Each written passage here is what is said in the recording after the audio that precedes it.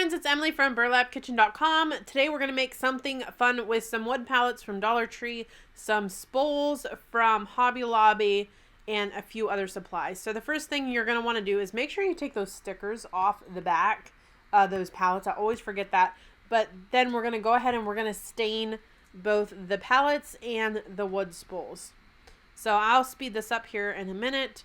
Just make sure you stain all of them. I do recommend getting a good pair of gloves. I get these cleaning gloves at Walmart in the cleaning section. They work perfect for staining. So I found that getting a Q-tip helps to get that underside of the pallet. So I got a few Q-tips and did that back side or the inside of the pallets.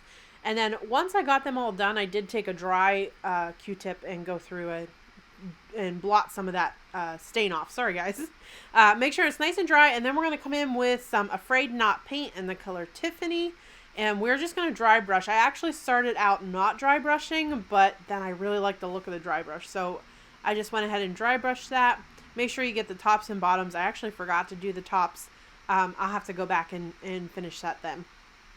So again, we're just dry brushing, and I was going to dry brush the little spools, and then I decided I think I like those better just stained. So then I have an H and a P. I got these at Walmart. Anytime I see those letters at Walmart, I always grab them because they're always hard to find. So when I find letters that like hop or home or things like that, I'll grab a few to keep in my craft stash. So I did run a little bit of stain over it. Now I'm going to take a thick piece of cardboard, or if you can find some wood eggs at the Dollar Tree. I didn't have any of those in my craft stash. So I'm just going to cut out an egg shape, and I'm actually kind of proud of myself because I got this shape perfect like the first time. So now that I got that cut out, I'm going to take some pink paint. I'm just taking some pink acrylic paint, it's like a light pink, and I'm going to give it a quick dry. Actually, I think it was called camo pink. And then I'm going to give it a second coat, and I'm just using a cheap foam brush for this one. And then we're going to dry it again, make sure it's nice and dry here before we move on. And then I'm going to take some white paint, and I'm just using acrylics for these, and I'm using a paint pouncer. They're like those little foam circles, and I'm just going to pounce on some dots onto my egg just to kind of dress it up a little bit. That's looking pretty good. So we're going to give it a quick dry and make sure it's dry. You could leave it just like this. I get a lot of questions about why do you always make things look old? That is my style. But I hope you guys know when I make these projects, make them to fit your own style. If you don't want to rust or antique anything, that's totally fine. Paint it, whatever your heart desires. I did take some antique wax over my egg.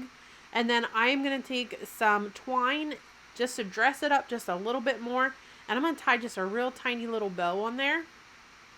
And I'm going to snip that. And then I'm just going to hot glue it in place so it don't slide down on me.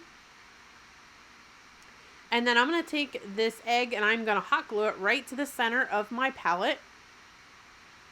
Just like that. And then we're going to hot glue the H to the center of the palette.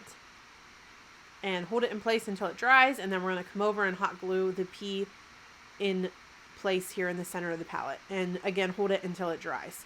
So you can even leave it like that and do something fun with it like that, but I'm gonna hot glue these onto these little spools that I've had these forever, and I thought now was a good time to actually use them to use them up because they've just been laying around forever.